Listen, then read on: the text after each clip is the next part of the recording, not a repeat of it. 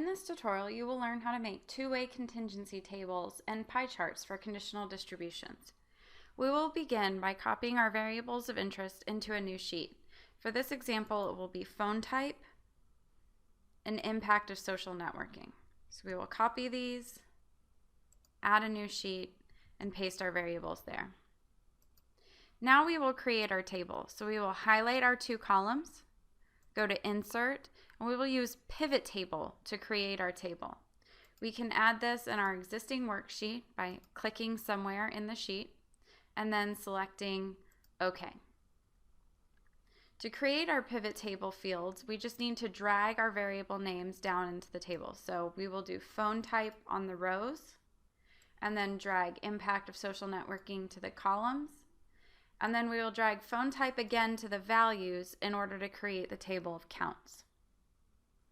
We can tell that this is a table of counts because it says count in our table as well as under the values box.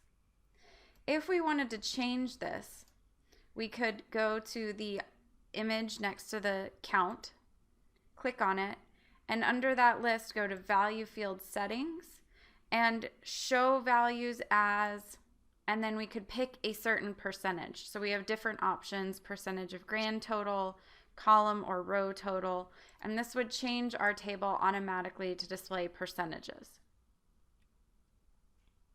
Here we will go back and show the values again with no calculation.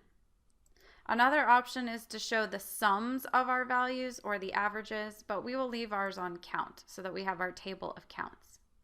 Now that we're done working with the table, we can close the pivot table field list. We can remove these blank row and columns from our table by clicking on the button by row labels and unchecking blank, and then clicking OK. Now that we have our table, we can copy it so that we can begin making charts from it. We want to copy this first so that Excel will not use the pivot table features to make our charts. So we'll just paste it below. Notice that I excluded the top row when I copied, and that is so that Excel removes the pivot table link. Now this is just a plain table without the link to the pivot table. In order to create our pie charts, we're going to make 3 separate pie charts that compare the Android and iPhone percentages for each of the categories of impact of social networking. So to do this, we'll start by highlighting the 2 values for better, clicking on Insert, and then under the pie chart, we'll select the first option. Now we can drag our pie chart down. To add titles to our pie chart, we'll go to Select Data. And this menu will look different on a Mac, but there is a way for both of them that we can edit the horizontal category axes. And we just select the 2 labels, Android, smartphone, and iPhone, and click OK.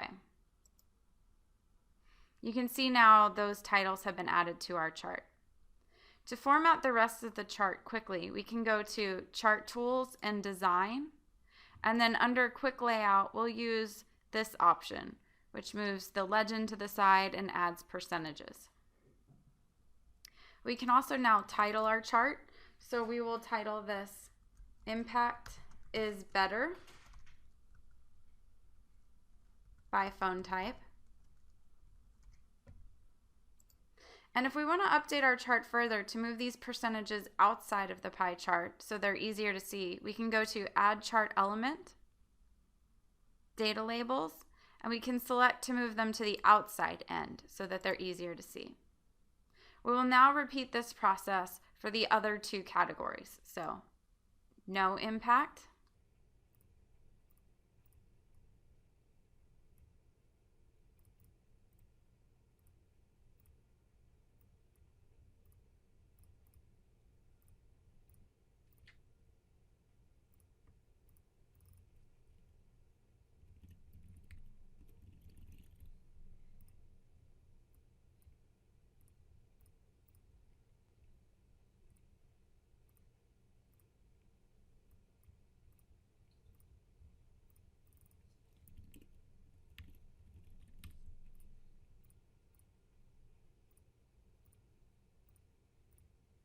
Looking at our three charts together, we can compare and see that the distribution of Android and iPhone users for each view of impact of social networking is different.